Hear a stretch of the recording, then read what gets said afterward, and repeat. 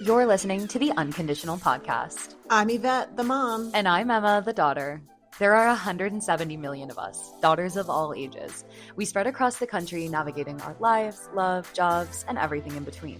And we're here to talk about all of that. It won't always be easy, agreeable, or even sexy, but it is always certainly unconditional. So I think we should talk about risk-taking and, as a component of that, failure. So what inspired you? You said you had an epiphany. What was that?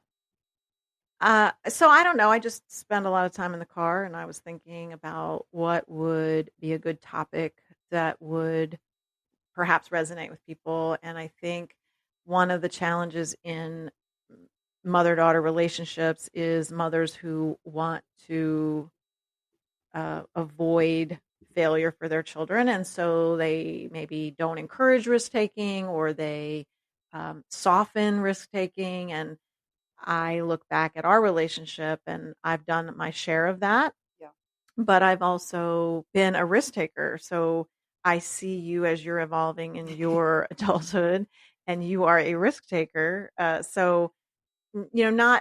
I'm not a risk taker, and I don't know that you are either in the physical sense. Like, I'm not jumping out of airplanes and doing adventurous things like that. But I am, if I reflect back on my life and career, I've definitely taken my share of risks, and I have failed. And so yet I've survived, right? So I think for mothers and daughters to evolve their relationship, one area to look at is, how much are we not allowing our children to stretch their wings and to fly, and to support that in their journey, right? And so, I feel like I take risks that are calculated. I take risks where I've made an assessment to understand worst case scenario, and then I can take that leap of faith. So I'm of course not suggesting that everybody should just take risks for the sake of taking risks, but I also think that it's to have a really fulfilling life, you want to embrace some level of risk taking, to try new things and experience new individuals in your life, and explore new everything, whether that's new lands, new, part of your travel journey, whatever that might be. And I think back to one example for you was your choice to become an international baccalaureate student in high school. One of the riskier decisions I've ever made. And when you came home, you were always a good student, but you were not. I'm not an academic by any means. Like, right. That's not my vibe. Yeah. Right. And so when you came to me and said you wanted to be an IB student, my first reaction was panic, because like, why? Well, I was worried that you would, honestly, math is not your forte at the time. Still not. And so I worried that you would have a lower GPA because of this trying to reach for the stars. And how would that impact your college, choices? So at first I thought, oh my gosh, how is this going to all work out? And then I thought, no, I just have to have faith that you've got it. You're going to figure it out. And and what I learned about the International Baccalaureate is you could go through the program and you can benefit from the robustness of the program, even if you couldn't meet the requirement to graduate with an International Baccalaureate diploma. Which I did. You did, yeah. right? So do you know why I wanted to? No. Okay. So now this is getting real. I definitely look back and realize, like, and for my whole life, I do not like sitting back, especially when partners of mine are shooting for the stars.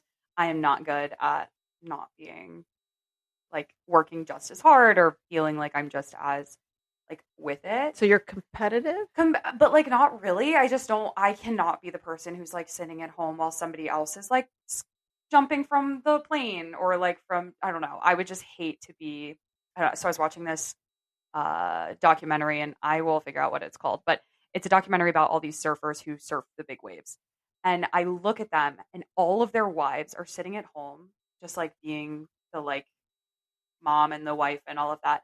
And I think that that has so much respect, and like there's its own challenges with that, but it could not be me. Like I am definitely the kind of partner who's figuring out how to go jump into those waves too and like support um myself and us in that. So all that to say, I think it really started, I was inspired by my boyfriend at the time he was a year older than me and he was in IB.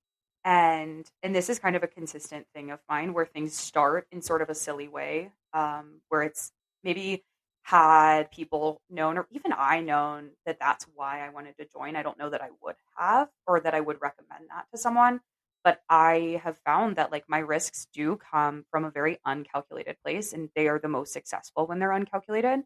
So when I go with just my energy and the decision that I make and I decide to go with, those times I probably because of my innate trust in myself that I'm just going to figure it out and make it happen. Um, that I think is my most successful time is when I'm like, no, I just want to freaking do it and I'm going to do it. And that was definitely inspired by somebody else's like endurance in that way and like self challenge. And I think that those are the times when I've succeeded the most is when I was like inspired by somebody else. And maybe I got even more out of that experience emotionally because it wasn't my first choice. It wasn't something my parents had said, oh, you need to do this. You have to do this. Something I was like, no, you guys, I have to do this.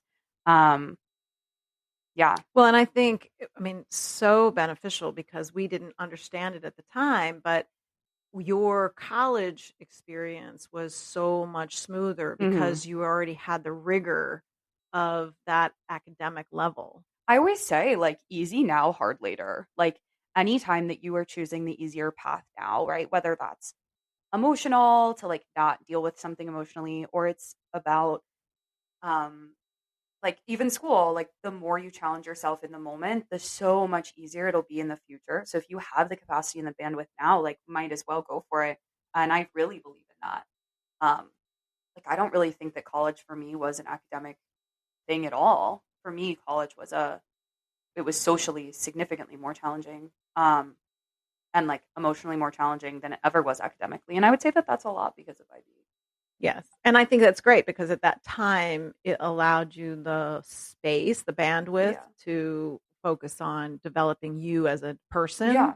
and not be kind of burdened by trying to figure out the academics and you as a Yeah. person, Yeah. which Yeah. that time in life is so about both of those things. Well, and I So, worked the whole time I was in college, and I think, like, sometimes, people don't or can't because they are so inundated with like, stressors of it all, but, yeah, I mean, Spanish class was the worst thing I ever did in college. right. And if Spanish is the hardest thing you have to go through in college, I think we're okay.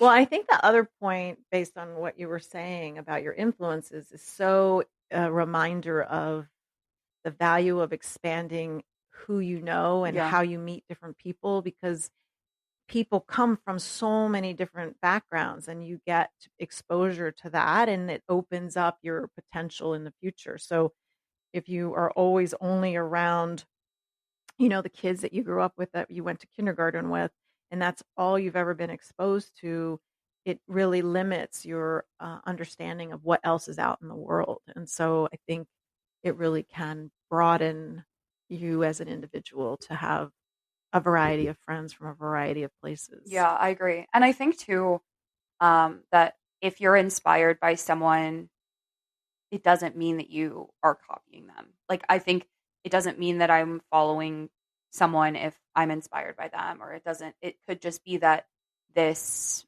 thing within somebody else sparked something in me. And I think that that's really something to pay attention to too. And I think that comes from an intuitive level. I Yes. think there are definitely situations in which you shouldn't follow that person and I would say 9 times out of 10 that's the case, but I do think that there are a lot of ways in which you're learning and expanding and we're really just who we surround ourselves with and being okay to be inspired by that and challenged by that um and make take risks based on that I think is great. Well, and it's also little things. Like I know when I was in high school, I did a study abroad program, and the people that I met in that program were people who introduced me to different foods and different, I don't know, little quirky things, whether it was products we used or, Products, yeah. yeah. So it's also those things. Like as you meet different people, you get exposure to different culture, different ways of doing things that make life interesting. And then you bring that back, and then suddenly you have this new favorite, breakfast routine or this, Yeah. new favorite drink you're drinking. So I know for you, people say often that they're envious about the risks that you take. Like that they might be like look up to you and the risks that you take and that, oh, I could never do something like that, or oh, that could never be me. Like what advice do you have for someone who says something like that? Hmm. Well, I don't I don't think all of the risks I've taken were smart. Sometimes I take risks from an emotional level, and then I have had to pay the consequences of that. But I think to what you had mentioned, you have a faith in yourself that you can, get out of anything. So I think that you you shouldn't take risks if you don't already have that space where you feel confident in yourself to navigate whatever comes from taking that risk. Mm. So there's some personal growth that has to occur before you would venture off into that world. That I still think that risk taking has to come. You have to recognize that failures are going to come. I have done things that created harder times in my life, Yeah. that because I didn't know enough, because I trusted wrong people, because I chose a path that ended up in a dead end. Whatever those things are, some things were in my control, some things weren't. But that's part of that risk taking. You don't know what is on the other side. And so you have to recognize you're going to have to weather a storm through that process. I think it is so interesting that you call them failures. I would never call them failures. Like that's just a very interesting like something that apparently you didn't pass down onto me is like I think that it's opportunity. To me it's like, okay, I lost money on this. I wouldn't say that was a failure. I would say that it's something that I learned and it's a new challenge I have to face. And I don't know. I'm like sad almost hearing you say that you failed. Like so I with Taylor, my wife, opened up a personal training company together and it was all about supporting LGBT people. And that was a really big risk of ours. And I put a lot of money into it, a lot of time, lots of effort, and a lot of like my personal branding went into it. And we did it for over a year. And we helped upwards of 50 people who were LGBT, who um, had fitness goals and motivations, but had never felt safe in a typical gym or in a space like that. And so we supported all of those people. The thing about the LGBTQ community is oftentimes there isn't a whole lot of money, especially in our age group. I mean, we're early 20s. And so that was a big, we gave everything away for free. And so that was a failure and we had to close that business down and it just could not be a business um, in any capacity. So that to you maybe could be considered in yourself a failure. But for me, I say, I mean, I looked at Taylor when we officially like moved the LLC over to what I do now um, in marketing, and this has been very successful. But the when we moved it over, I looked at her and I said, "Was that a failure? Do you feel like we failed when we had to close that?" And we agreed that no, it was such a beautiful moment, and that it did exactly what it was supposed to do, which was inspire people and support them in their time. And when that time was done, that time was done, and nothing had failed in that entire thing. Because like, what is success? Do I want to do that for 100 years? Frick no. Like, do I really want to like be Walmart? Absolutely not. Like, I want to make an impact. And so part of me thinks like you never fail if you're doing things with your intuition and your truth in it all, there's no such thing as failure. Like it fails, maybe it doesn't last as long as you expected it to, but I kind of know what you're talking about. And you owned a spa for how long? 6 years. For 6 years. You supported women in reconnecting with their bodies. You gave people jobs. You created careers. You developed an industry in the city of Frederick, Maryland. And I think it's bullshit for you to say that that's a failure. Well, I think I have to own the other side of that, which is that the closing of them hurt people. Yeah. And that was never the intention. The way the sale of one of them was set up was not, there was a lot of unwritten understanding that didn't necessarily go the way I had expected. And so I knew it hurt a lot of people, Yeah. but there was nothing at that time I could do. I was in survival mode myself. So, but that still today has a big impact on the decisions I make and how I uh, m- provide advice to my clients comes from a real place of avoidance of that space. Like Mhm. I want my clients to not ever have to experience that level of personal uh, failure, a feeling of you've hurt people Yeah. in this process that was never the intention. And so, yes, I agree with you. So much came from creating that space. It was a very magical place, and I'm still in touch with a lot of people from that time in my life, and I feel like that's a big gift for Yeah. me. And reconnected kind of recently. I feel like Some you people weren't for a long too. time. Yeah, Yeah. yeah. And time heals things, right? So there's also that component.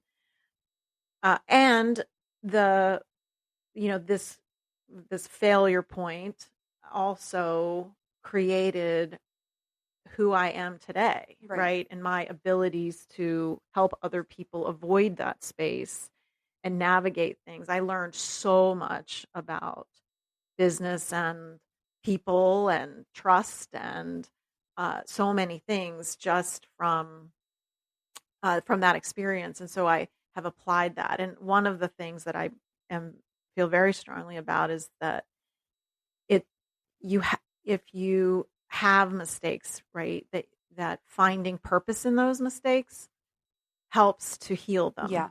Yeah. right? And maybe that's what I mean when I say, like, I don't think that that purpose is a failure. Or I guess it's not a failure if you can find that purpose. And you and I are both very purpose driven people. So I think yeah, it always kind of comes down to that. Yeah, I think Robin Roberts coined this phrase, make your mess your message.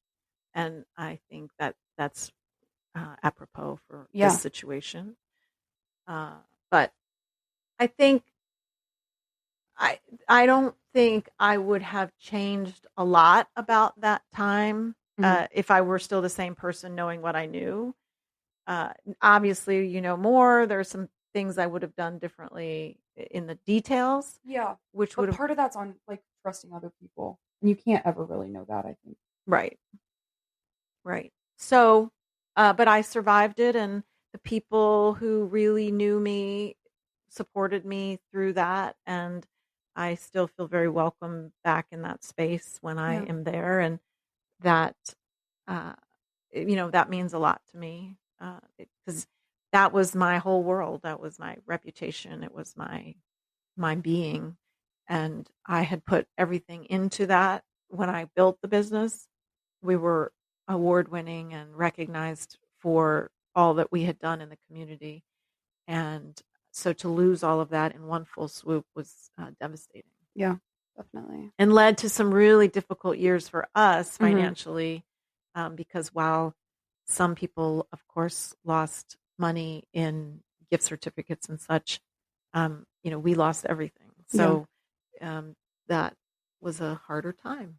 But you're now like now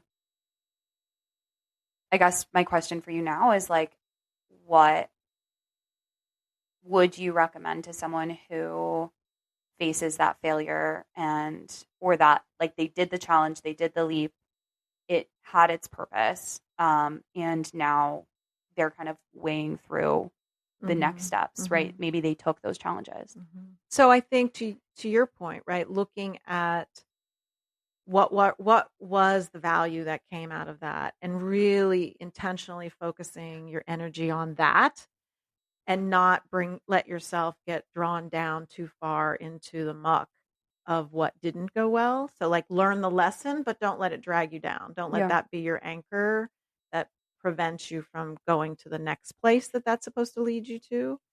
And I think too, in those darker days, it wasn't a clean shot out of the hole that I had dug myself. So I had to try different things, and each of those were their own incremental setbacks. But I just kept trying new things, other things. And I think when you talk about people saying that, I'm a risk taker and they weren't sure if they could do that, I think that's maybe what they're talking about are those other, trying things that I wasn't sure were going to be the thing to get me out of my hole. But they all led me to something else, Yeah. which did get me out of the hole, right? And so I think it's just trying things and again, it gave me exposure to more Hmm. people, more types of businesses, different What industries, really finding sparked you? Yeah. yes, finding my lane, and each step of the way learning, Hmm. and expanding my network to then have even more people to be influenced by and to influence. Yeah. I mean, I definitely really working back to what we started with kind of before we close out, I definitely feel like I would not be the woman that I am and I wouldn't feel as confident in myself if you hadn't done all of that. And like if I hadn't seen kind of even subconsciously you pushing through and making big choices. And I have no fear of the repercussions of big choices when it comes to like choices that I actually feel confident in. Um, in the choices that I am making. I don't want you guys to be like, oh, Emma doesn't know repercussions. But I mean, like, I know I can get out of them. And I Right. know, like, especially when they're coming from that place of truth and of honesty and of purpose, there's no interaction or situation that I don't feel like I can get out of. And I do definitely think that that's because of what you brought to the table. I mean, you closed the spa in, do you know what year? 2008. So I was 9 years old. Yeah. Yeah. And it was a big part of your life from 3 to 9, Yeah, right? and then So, obviously the repercussions from 9 through yes, for a long it time. took us a long Mhm. time to get out of the hole.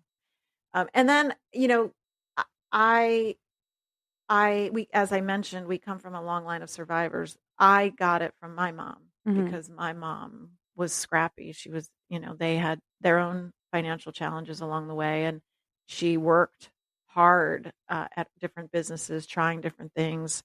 I laugh at some of the, jobs and projects she had, but she did whatever it took to provide for herself and for her life. Yeah. And so I didn't have it so much growing up. We were very stable when I was growing up, but I watched them later as older Americans struggling to retire and seeing what those costs do. So yeah, I think we we definitely come from Mhm. people who figure it out and see the other side of risk taking and can embrace it. Yeah.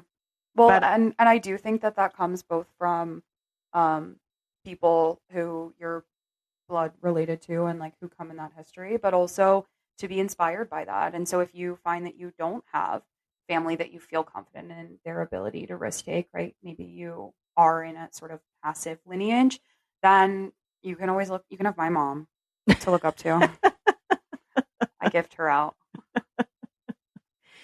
well, I think for moms too, like your child doesn't have to be you. Yeah. And one Shouldn't, cannot, right, will not be right. you. And that's not easy. That it's, we think that we had this life and that that's where we feel safe because we know it, right? But sometimes we have to let our children find their pathways and it's hard to watch them make potential mistakes or, things that maybe could have we can see ahead of time that it could go so much easier. I know my mom tried to tell me things that I couldn't hear her. And in the end, she was right. But I had to get there on my own.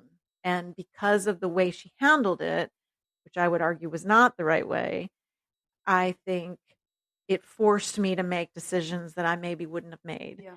And so it is what it is, and my life is great. So I'm okay.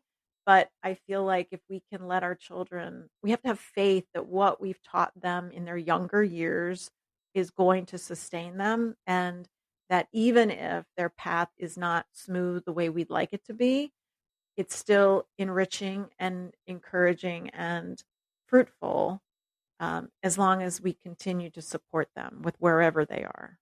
Totally. Yeah. I think that's a beautiful place to wrap up. Thank you so much for meeting with me today, Mom. Yes, it was a great conversation. Keep it unconditional. Love you. Bye.